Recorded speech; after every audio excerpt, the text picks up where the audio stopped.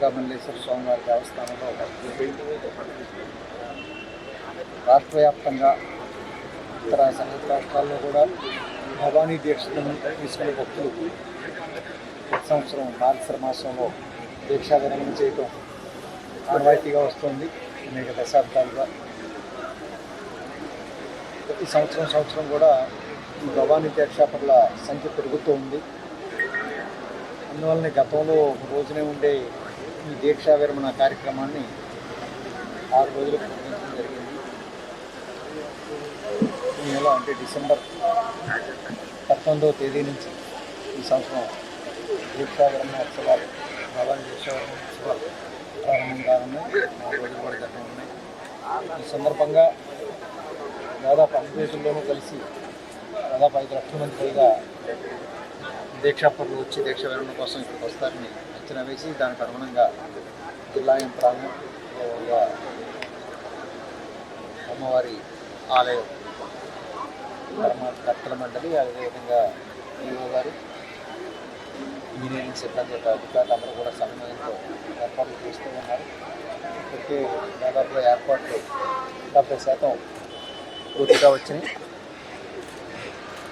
ఇంక రాబోయే 3 రోజుల్లోనూ ఇవన్నీ కూడా ఏర్పాట్లు పూర్తి చేసి 48 గంటల ముందే అన్ని పూర్తి సన్నద్ధతో ఉండాలని ఆదేశించడం జరిగింది. అదేవిధంగా వేగంగానే ఈ ఏర్పాట్లన్నీ కొనసాగుతూ ఉన్నాయి. ఈ సందర్భంగా జిల్లా కలెక్టర్ గారు, అదేవిధంగా పోలీస్ కమిషనర్ గారు, ఈఓ గారితో సమన్వయం చేసుకుంటూ ఏర్పాట్లన్నీ పర్యవేక్షిస్తూ వారు సూచనలు ఇస్తూ ఉన్నారు. దానికి అనుగుణంగా ఇక్కడ దేవస్థానం సిబ్బంది కూడా ఏర్పాట్లు చేస్తూ ఉన్నారు.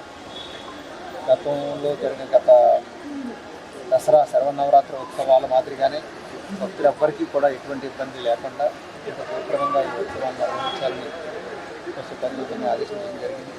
అదేవిధంగా ఈ ఏర్పాటును పరిశీలించి అవసరమైన సూచనలు, సలహాలు ఇవ్వడం కోసం ఈరోజు రావడం జరిగింది. అదే రకంగా వివిధ జిల్లాల నుంచి దేవాదాయ శాఖ నుంచి ప్రత్యేక సిబ్బందిని కూడా ఇక్కడ డిప్యుటేషన్ వేయడం జరిగింది. కొంతమంది సిబ్బందిని, కొంతమంది అధికారులని, అదేవిధంగా ఇంజనీరింగ్ సిబ్బందిని కూడా ఇక్కడ విజయవాడ కార్యనిర్వహణ గారికి సహాయ సహకారాలు అందించడం కోసం ప్రత్యేకంగా తగినంతమంది దేవాదాయ శాఖ సిబ్బందిని కూడా రిక్రూట్ చేయడం ప్రత్యేక శ్రద్ధతో గత దసరా ఉత్సవాల మాదిరిగానే ఈ భవానీ దీక్షా విరమణ ఉత్సవాన్ని కూడా నిర్వహించాలని మా శాసన లడ్డూ కౌంటరు ఇక్కడి నుంచి తయారు చేస్తారు.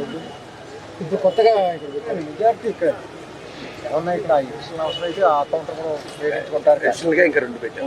ఎక్కువగా మెజార్టీ ప్రొడక్షన్ ఇక్కడ దూర ప్రాంతాల నుంచి భవానీలకు ఎలాంటి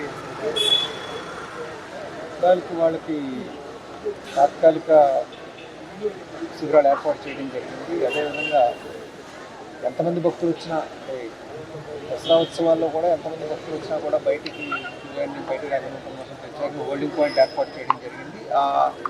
ఆ హోల్డింగ్ పాయింట్ ఏర్పాటు చాలా సత్ఫలితాలను ఇస్తుంది. గత 2 సంవత్సరాలుగా చూస్తూ ఉన్నాం. ఈ సంవత్సరం కూడా అదే మాదిరిగా జరిగింది. దసరాకి ఏ రకంగా ఏర్పాట్లు చేశారో అదేవిధంగా ఇప్పుడు కూడా హోల్డింగ్ పాయింట్ ఏర్పాటు చేయడం జరుగుతుంది. అదేవిధంగా తీసుకెళ్ళని కూడా ప్రత్యేక కౌంటర్లు ఏర్పాటు చేయడం జరుగుతుంది. ప్రసాదాల కౌంటర్లు ప్రత్యేకంగా దానివరకైనా ఎంట్రీ పాయింట్ ప్రవేశ మార్గం దగ్గర అదనపు కౌంటర్ ప్రత్యేకంగా ఏర్పాటు చేయడం జరుగుతుంది. అదేవిధంగా స్కూళ్ళు, ప్రక్షాళన కూడా తాత్కాలికంగా అదనంగా ఏర్పాటు చేయడం జరుగుతుంది. మంచినీటి వసతి, అదేవిధంగా తాత్కాలిక మరుగుదొడ్లు ఇవన్నీ కూడా అదనంగా తగిన సంఖ్యలో ఏర్పాటు చేయడం జరుగుతుంది. సార్ దగ్గర ఎలాంటి ఏర్పాట్లు లేదు సార్? స్నానాలు చేయడానికి, భవానీ స్నానాలు చేయడానికి కానీ బట్టలు, భవానీ బట్టలు ఏదైతే ఉన్నాయో వాటి దగ్గర రెగ్యులర్గా ఘాట్లో స్నానం చేయడంతో పాటు చలి స్నానం కూడా ఏర్పాటు చేస్తారు. అదేవిధంగా అదనపు పారిశుద్ధ్య సిబ్బందిని తగిన సంఖ్యలో నియమించుకోవడానికి చెప్పడం జరిగింది. దీక్షా విరమణ వస్త్రాలు కానీ ఇప్పటికప్పుడు వెంటనే తొలగించేలా ప్రత్యేక శ్రద్ధతో పారిశుద్ధ్య విషయంలో పూర్తి స్థాయిలో సమర్థంగా ఉండాలని చెప్పడం జరిగింది. దాని మీద ప్రత్యేక శ్రద్ధలు వహించడం జరుగుతుంది. ఈసారి ముఖ్యమంత్రి గారు పారిశుద్ధ్య విషయంలో చాలా ప్రత్యేక శ్రద్ధ వహించాలని పర్యవేక్షించడం జరుగుతుంది.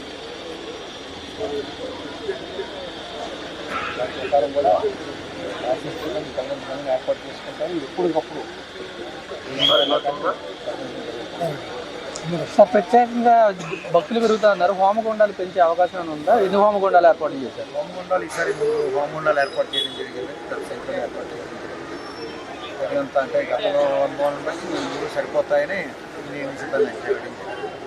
అంటే భక్తులు పెరిగితే పెంచే అవకాశం ఉంది. అవసరమైతే పెంచడం వెంటనే చర్యలు తీసుకోవడం జరుగుతుంది. భక్తులకు ఇబ్బంది రాకుండా జరగడం అనేది ప్రధాన లక్ష్యం. ఆ లక్ష్యానికి అనుగుణంగానే అందరూ పనిచేయడం జరుగుతుంది. అప్పటికప్పుడు ఏ అవసరమైన ఏర్పాట్లు అవసరమైనా అప్పటికప్పుడు చేసుకోవడం కూడా జరుగుతుంది. అందుకు సంబంధంగా ఉండడం చెప్పండి. సార్ దూర ప్రాంతాల నుండి దసరాలో లాగా ఏమైనా ప్రత్యేక ఏర్పాట్లు ఏమైనా ఉండబోతున్నాయి? ఉంటాయండి, మంచిగా పాలు అవసరం మేరకు తప్పనిసరిగా ఉంటుంది. సార్ భవానీ ఎండ వచ్చే సమయానికి ఖచ్చితంగా ఏర్పాటు అంటే మంచిగా హిందూ భవానీలకి ఒక యాప్ క్రియేట్ చేసి రిజిస్టర్ చేస్తున్నాం. రిజిస్టర్ అవుతాయి ఎంతవరకు అయింది జరుగుతూ చేసుకుంటారు. దానికోసం యాప్ ఐటీకి సంబంధించి స్థాయిలో సార్ పోయినసారి లైన్ మార్గంలో వచ్చే వాళ్ళకి ప్రసాదాలు ఏమి అందట్లేదు, లోపల ఉన్న వాళ్ళు చిన్నపిల్లలు ఉన్న వాళ్ళు ఇబ్బంది పడుతున్నారు. వాళ్ళకి ఏమైనా ఈసారి ఏమైనా ఏర్పాటు చేశారు? ఎక్కడండి ఇక్కడ క్యూ లైన్ ద్వారా వచ్చే వాళ్ళకి ఎక్కడైతే కొండపైన ఉన్న వాళ్ళ వరకు ఇస్తున్నారు, కానీ అంటే మధ్య మధ్యలో ఉన్న వాళ్ళు ఏంటంటే ఎక్కడైనా ప్రధాన దేవాలయాలు ఎక్కడైనా అంటే క్యూలైన్ మూమెంట్ దృష్టిలో పెట్టుకుని దర్శనానికి ముందు మంచినీళ్ళు, మజ్జిగ, పాలు, బిస్కెట్లు లాంటివి అందించడం జరుగుతుంది. ప్రసాదం మటుకు దర్శనం అయిన తర్వాతే వితరణ చేయడం జరుగుతుంది. ఇచ్చేతండి క్యూలైన్ మూమెంట్కి ప్రభావితం అవుతుంది. ప్రసాదం డిస్ట్రిబ్యూషన్ అనేది ముందుగా దర్శనానికి ముందు ఏర్పాటు చేస్తే అంటే క్యూలైన్ మూమెంట్ స్లో అయిపోతుంది. భక్తులు ఎక్కువ సంఖ్యలో ఉన్నప్పుడు చిన్నపిల్లలు వస్తున్నారు కదా సార్, వాళ్ళకి కొంచెం లేట్ అవుతుంది. చనిపిల్లల కంటే పాలు ఏర్పాటు చేస్తారు, పాలు బిస్కెట్లు తప్పనిసరిగా ఏర్పాటు చేస్తారు. అది పోయినసారి కొంత ఇబ్బంది అయింది, కొంచెం ఫ్యాన్లు కూడా మధ్య మధ్యలో ఉండలేదు. అంటే ఆంధ్రాను ఇంకా మేము ఆ ప్రమాణాలు పెంచమని చెప్పడం జరుగుతుంది. అది కాకుండా ముఖ్యమంత్రి గారి స్థాయిలో కూడా ప్రత్యేకంగా కొన్ని నిర్ణయాలు జరుగుతూ ఉన్నాయి భక్తుల సౌకర్యాల విషయంలో. అంటే గతంలో బాగానే చేసామా లేదా అన్నది ఇప్పుడు ఒక్క భక్తుడు కూడా ఇబ్బంది పడకూడదు అన్నది లక్ష్యం. ఒక్క భక్తుడు కూడా ఇబ్బంది పడకూడదు అన్న లక్ష్యంతో పనిచేయడం జరుగుతుంది అందరూ కూడా.